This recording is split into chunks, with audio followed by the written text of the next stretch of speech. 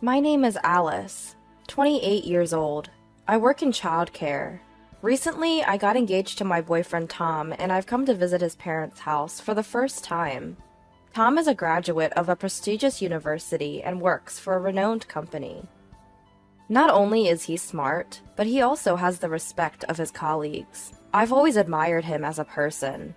His father welcomed our marriage, even saying, "We never had a daughter. Your future mother-in-law will be thrilled." However, I've been bothered by the fact that my future mother-in-law, sitting next to him, seems upset. She's grimacing, almost as if she's angry.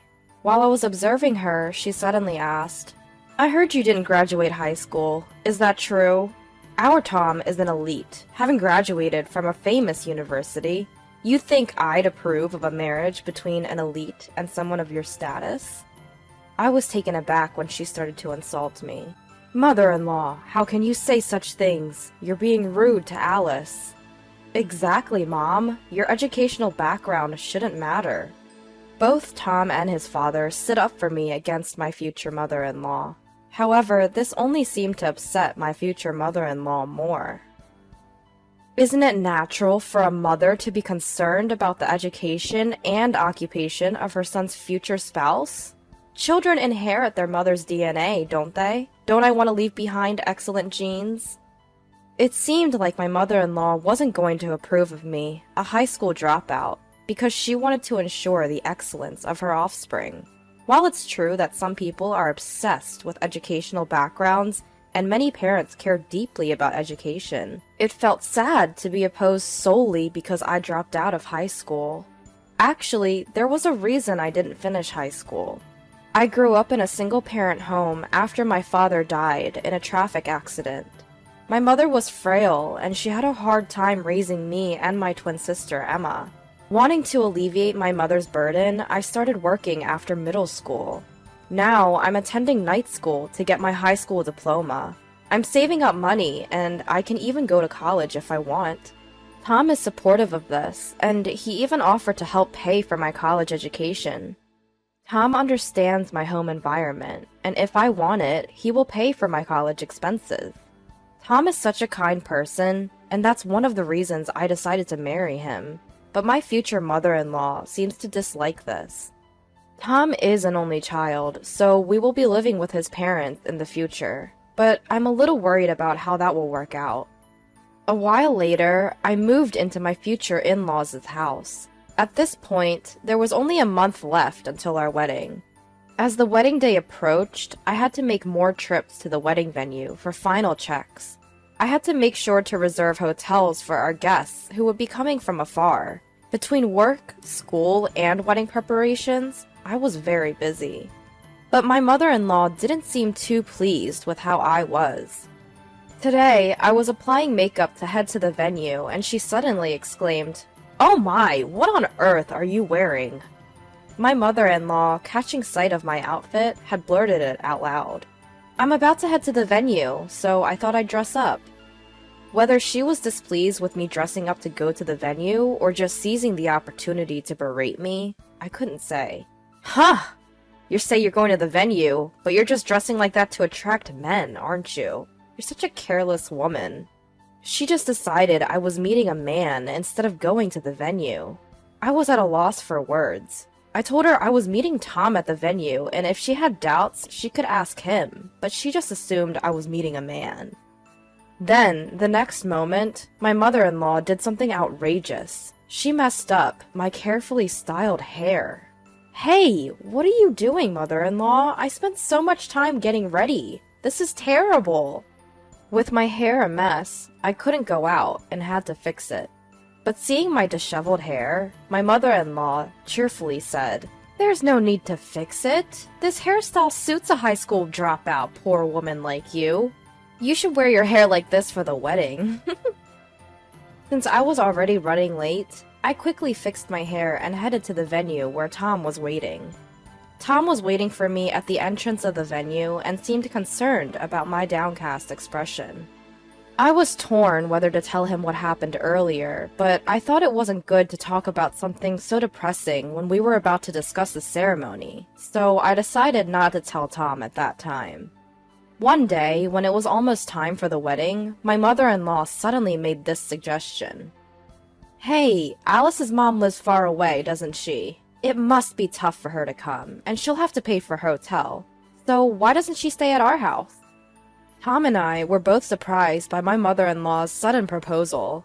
Indeed, if we could save on hotel costs, my mother would be happy, and it would also facilitate interaction between our families. Tom suggested I ask my mother about mother-in-law's proposal, so I asked her right away.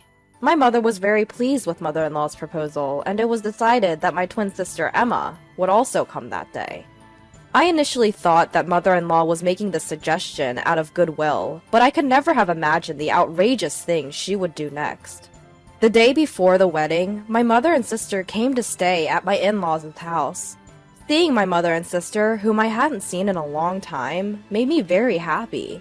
I have a particularly close relationship with my sister, and we were so happy to see each other after a long time that we decided to sleep together that night. Emma, who had been drinking, fell asleep right away. No matter what happens, Emma won't wake up once she's like this. Just when I was thinking that, it was getting late and I should get some sleep too. I suddenly felt the door to our room open.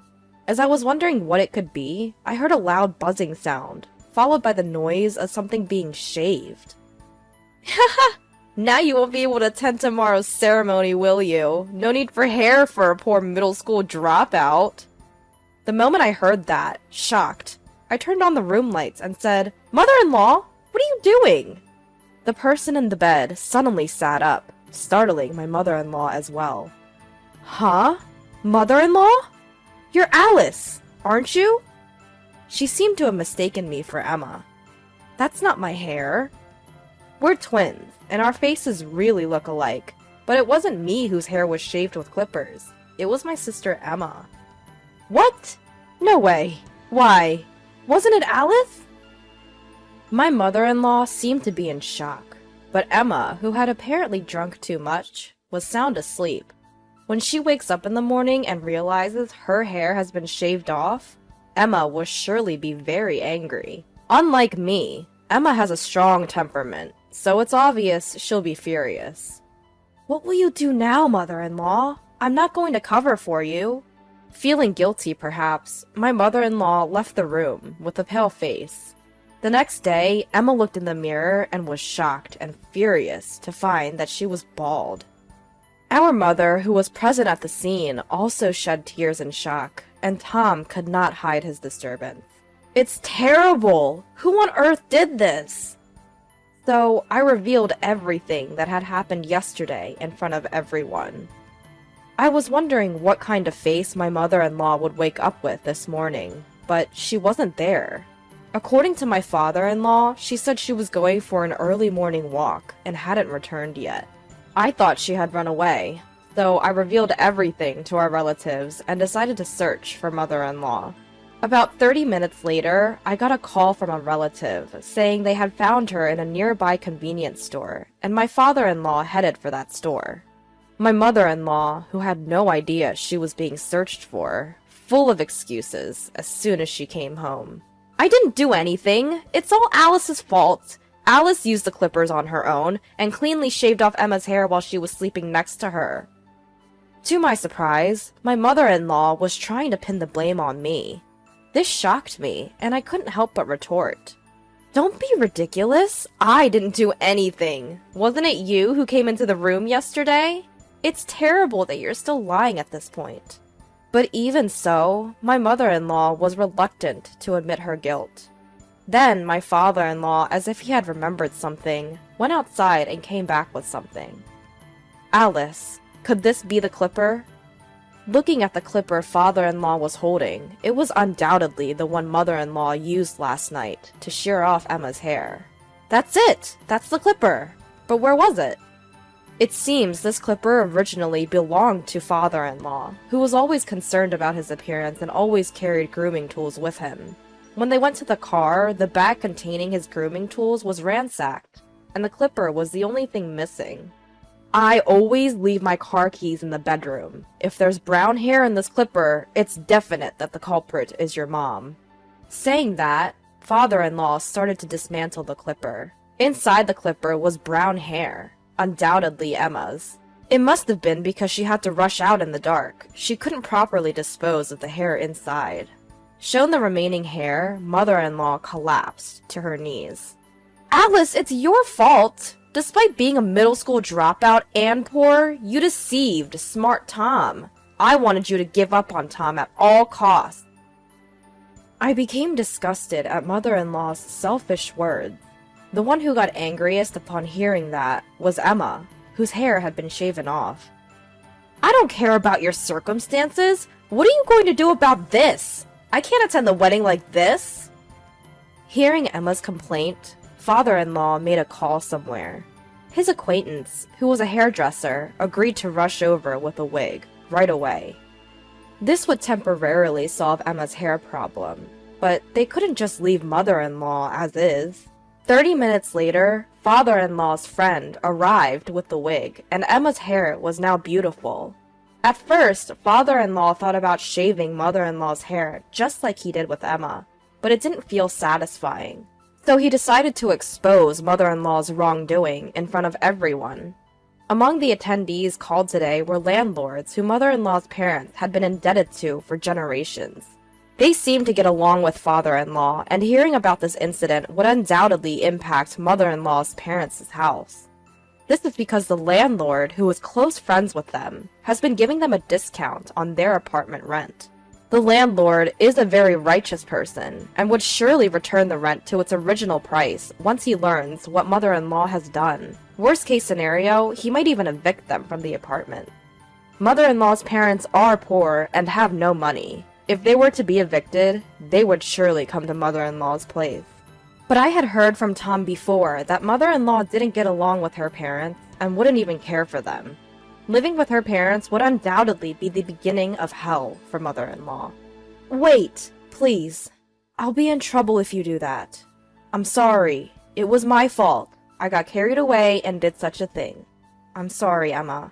I'll pay you damages, so please forgive me." Mother-in-law kept apologizing repeatedly to the point of rubbing her forehead against the floor. But even with apologies, Emma's hair will not come back. After discussion, it was decided that father-in-law and Tom would reveal the wrongdoings of mother-in-law. Of course, Emma has already agreed to this. Mother-in-law said she didn't want to go to the wedding and tried to run away, but she couldn't because Emma and Tom held her back. Upon arrival at the venue, relatives who knew the situation through messages came to us looking very worried. We exposed mother-in-law's wrongdoing in front of the relatives, and Emma took off her wig and showed her bald head. Everyone was shocked by Emma's condition, especially the women, kept saying they couldn't believe it. Hair for a woman is like a lifeline. Imagine the shock of having it suddenly shaved off with a clipper. Thinking of Emma, some people were in tears. Then, as expected, the landlord came to mother-in-law and asked if what happened was true. At first, mother-in-law tried to deceive him, but father-in-law urged her to tell the truth, and she finally confessed. The landlord, flushed with anger, was also accused by the woman. After that, mother-in-law remained downcast during the ceremony, which was unimaginable from her usually spirited self. The wedding itself ended smoothly, and it was a great joy to be blessed by many people. However, we can no longer live with mother-in-law in that house. It's only natural, but we decided to move into an apartment and live as a couple. Mother-in-law was panicked about us leaving the house. She cried out that it was her fault and begged us not to leave, but we can't live with her. But father-in-law felt the same. He told mother-in-law that he was going to divorce her and asked her to leave the house. Mother-in-law turned pale and clung to father-in-law, saying, "Please reconsider. Where will I live if I leave this house? You know, don't you? That I'm not getting along with my parents. If they find out about the divorce, they'll definitely tell me to come back for their care." She was trembling as if she could collapse at any moment. But when I think about Emma, I don't care about mother-in-law. I never dreamed that my hair would be shaved off while I was sleeping and mistaken for me. Mother-in-law persistently tried to persuade us afterwards, But since father-in-law contacted mother-in-law's parents, she reluctantly left the house. Currently, mother-in-law is living with her estranged parents and seems to be taking care of them. But apparently, her parents have a difficult personality, and mother-in-law is being completely worn out by their selfishness. She has called us several times to say she wants to start over, but we have no intention of living with her, so we just blocked her calls. Now, we are living happily with father-in-law in his home. The house was quite old, so we decided to renovate it together. Father-in-law built his dream study. Tom created a place to display model figures, and I decided to install a state-of-the-art kitchen. Of course, we also created a room for the child who will be born in the future. And now the three of us are living comfortably. Emma's hair, which was shaved at that time, has now become short, and it seems to be highly rated by her friends as a good change of image. She talks about that time as if it were a joke, telling various friends, and it actually complicates my feelings more. Emma, for her part, occasionally comes over for sleepovers at our family home, and I look forward to that. There may be many difficulties in the future, but I believe we can all work together and push through.